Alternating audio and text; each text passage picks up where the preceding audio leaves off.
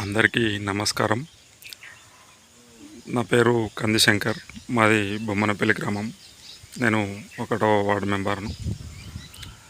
ఈరోజు మా గ్రామంలో మహిళా సంఘ భవన నిర్మాణానికి శంకుస్థాపనకు విచ్చేసినటువంటి గౌరవనీయులు పెద్దలు హుస్నాబాద్ ఎమ్మెల్యే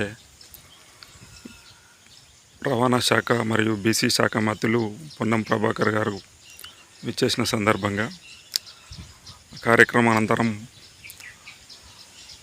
సార్ను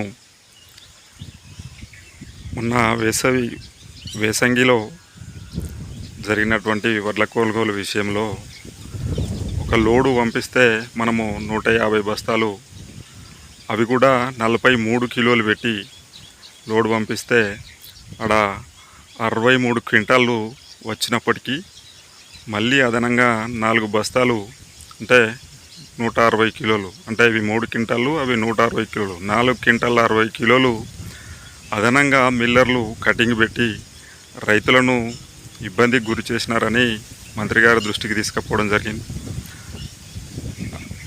ఆ సమయంలో మంత్రి గారు ఏమన్నారంటే, వడ్లు పట్టకపోతే మేమేం చేయలేము అని చెప్పి అన్నారు.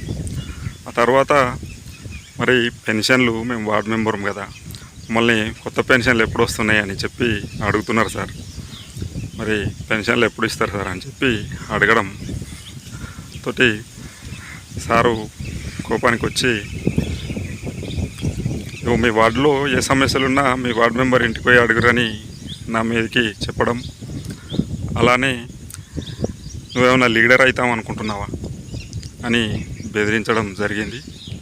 ఇది నిజంగా నాకైతే బాధ అనిపించింది. ఎందుకంటే నేను ఆ ఎమ్మెల్యే గారిని, మంత్రి గారిని మా నియోజకవర్గానికి మొట్టమొదటిసారి మంత్రి అయినందుకు సంతోషంగా ఉన్న వాళ్ళు నాకు సుతా సంతోషం అనిపించింది. ఎందుకనంటే అనే కార్యదక్షత కలిగినటువంటి వ్యక్తి, ఏదైనా అనుకుంటే ఖచ్చితంగా సాధించే వరకు విడివడు అనేటువంటి పేరు నా అభిమాన నాయకుల్లో పొన్నం ప్రభాకర్ గారు సుతా ఒకరుగా ఉండేవారు. ఆ దుద్దేశంతో నేను రైతులకు జరిగిన అన్యాయాన్ని ఆయన తీసుకుపోవడం వలన ఈరోజు ఆ విధంగా మాట్లాడడం.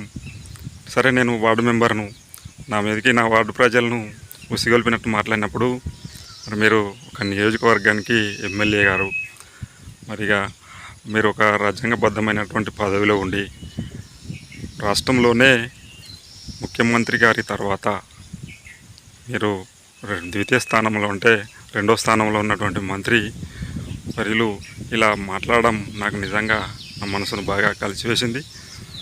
నాకైతే ఇప్పటికీ 3-4 గంటలైనా నేనేదో అదనిపించి నాకు బాధ ఇప్పటికీ నాకు అదనిపిస్తలేదు. చాలా బాధపడుతున్నాను.